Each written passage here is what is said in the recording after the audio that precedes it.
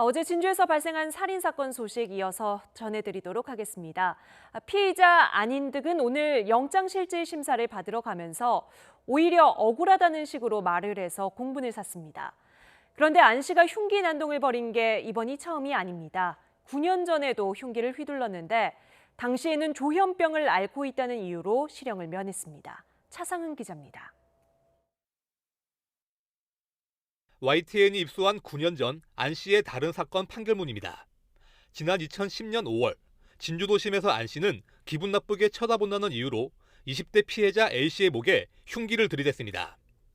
승합차를 몰고 A 씨를 향해 돌진하는가 하면 흉기를 휘둘러 다치게 한 혐의 등으로 구속 기소됐습니다. 하지만 안 씨는 실형을 피했습니다. 당시 재판부는 죄질은 무겁지만 조현병 환자인 안 씨가 심신장애 상태에서 범행을 저지른 점을 고려해 징역형의 집행유예를 선고했습니다.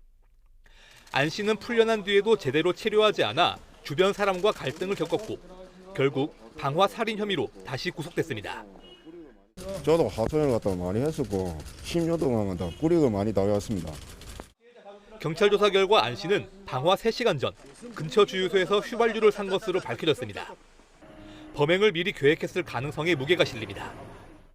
미리 휘발유 말통을 준비를 해서 인근 주유소에 가서 휘발유를 사가지고 와서 불을 붙일 준비를 했다. 우발적이다라는 표현은 어울리지 않고. 하지만 범행 동기는 여전히 명확하지 않습니다. 안 씨는 다른 사람에게 피해를 줬다면 처벌받겠다고 하면서도 참극을 저지른 이유는 말하지 않고 있습니다. 경찰은 범죄 심리 분석관까지 투입했지만 논리적인 대화가 힘든 상태라고 밝혔습니다.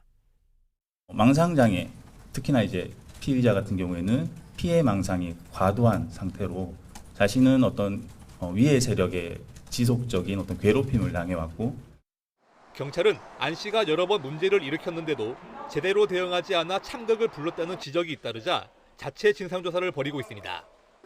YTN 차상은입니다.